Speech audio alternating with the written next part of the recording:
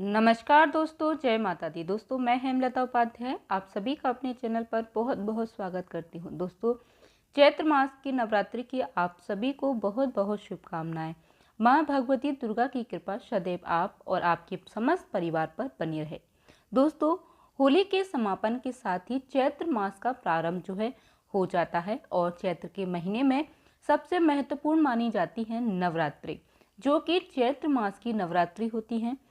चैत्र मास की नवरात्रि के प्रथम दिवस पर अर्थात चैत्र मास की शुक्ल पक्ष की प्रतिपदा तिथि से हिंदू नव वर्ष का प्रारंभ भी हो जाता है। इसलिए चैत्र का महीना जो होता है और जो रात्रि दोनों ही बहुत महत्वपूर्ण होती है।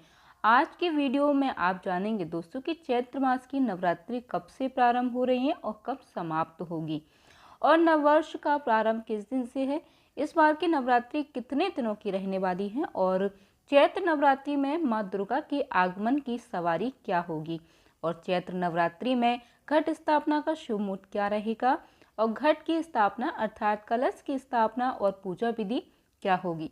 संपूर्ण जानकारी आज आपको इस वीडियो में मैं शेयर करने वाली हूँ। तो बहुत ही वीडियो आपके लिए बहुत ही ज़्यादा महत्वपूर्ण होने वाली है, इसलिए दोस्तों वीडियो को पूरा ज़रूर देखिएगा। वीडियो अच्छी लग जाती है तो वीडियो को लाइक करना मत भूलिएगा और हमारे साथ जुड़े रहने के लिए चैनल को सब्सक्राइब कर लीजिएगा। तो चलिए दोस्तों एक एक करके सारी जानकारी को जान लेते हैं। देखिए दोस्तों, नवरात्रि वर्ष भर में 4 होती हैं, 2 गुप्त नवरात्रि और 2 प्रकट नवरात्रि। 2 नवरात्रि माघ मास और आषाढ़ मास में आती हैं और प्रकट नवरात्रि जो होती हैं चैत्र मास की नवरात्रि और आश्विन अर्थात शारदीय नवरात्रि के नाम से जिन्हें हम जानते हैं। चारों नवरात्रि बहुत ही ज़्यादा महत्वपूर्ण मानी जाती हैं।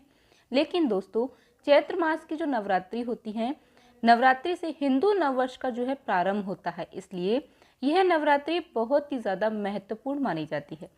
चैत्र मास की शुक्ल पक्ष की प्रतिपदा तिथि से प्रारंभ होकर और 9वीं तिथि तक नवरात्रि मनाई जाती है और चैत्र मास की नवरात्रि की 9वीं तिथि पर राम नवमी भी मनाई जाती है, जो कि भगवान श्री राम का जन्मोत्सव होता है। और अब हम जानते हैं दोस्तों कि चैत्र मास के शुक्ल पक्ष की प्रतिपदा तिथि कब प्रारंभ होगी और कब समाप्त होगी।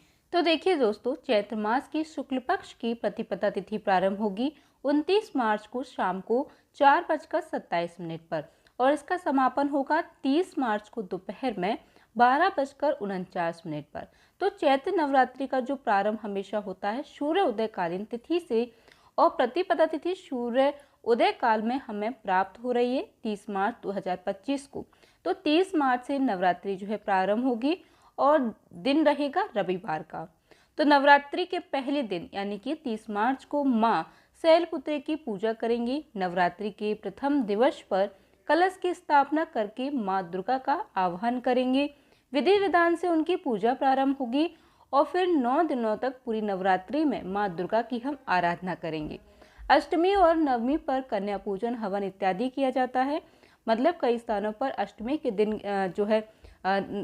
हवन किया जाता है और कई स्थानों पर नवमी के दिन कन्या पूजन हवन किया जाता है।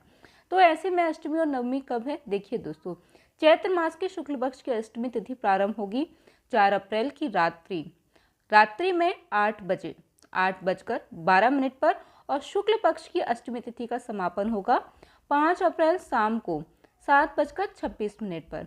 तो सूर्योदय कालीन तिथि के अनुसार 5 अप्रैल को अष्टमी अर्थात महाअष्टमी मनाई जाएगी और 6 अप्रैल 2025 को नवमी तिथि अर्थात माँ सिद्धिदात्री की पूजा हम करेंगे। नवमी तिथि का प्रारंभ हो रहा है दोस्तों 5 अप्रैल की शाम को 7:26 पर और नवमी तिथि का समापन होगा 6 अप्रैल को शाम को 7:22 पर। तो 6 अप्रैल 2025 को रामनवमी मनाई जाएगी और रामनवमी में भगवान श्री राम की पूजा का जो शुभ मुहूर्त रहेगा दोस्तों, जो कि सुबह 11:08 से दोपहर 1:39 तक रहेगा। अवधि 2 घंटे 31 मिनट की रहने वाली है। रामनवमी मध्य का छठ दोपहर 12:24 पर रहेगा। तो इस बार नवरात्रि सिर्फ 8 दिनों की है, 9 दिनों की नहीं है, क्योंकि बीच में तिथि 6 है और जो भक्त नवरात्रि के 9 दिनों का व्रत करते हैं वह 10वीं तिथि में अपने व्रत का पारण करते हैं और तिथि 7 अप्रैल को है। तो वैसे तो देखिए कई भक्त जो कि अष्टमी या नवमी में ही अपना व्रत खोल लेते हैं, लेकिन कई भक्त ऐसे भी होते हैं जो कि दशमी में व्रत का पारण करते हैं। तो ऐसे भक्त 7 अप्रैल को अपने व्रत का पारण कर सकते हैं। जो भक्त दशमी में अपना व्रत खोलते हैं, चैत्र नवरात्रि पर माँ दुर्गा की सवारी होगी हाथी।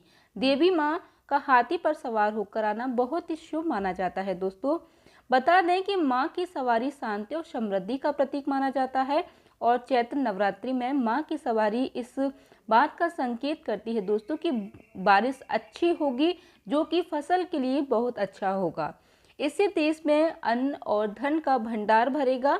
अब हम जान लेते हैं दोस्तों कि कलश स्थापना का शुभ मुहूर्त क्या रहेगा। कलश स्थापना का जो शुभ मुहूर्त रहेगा दोस्तों वह 30 मार्च 2025 सुबह 6:13 से 10:22 तक कलश स्थापना का सबसे अच्छा और शुभ मुहूर्त रहेगा।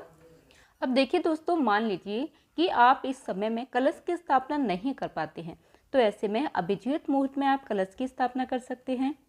अभिजीत मुहूर्त का समय रहेगा दोपहर 12:01 से 12:50 तक। तो यह 2 शुभ मुहूर्त हैं दोस्तों, जो कि कलश की स्थापना के लिए शुभ मुहूर्त हैं।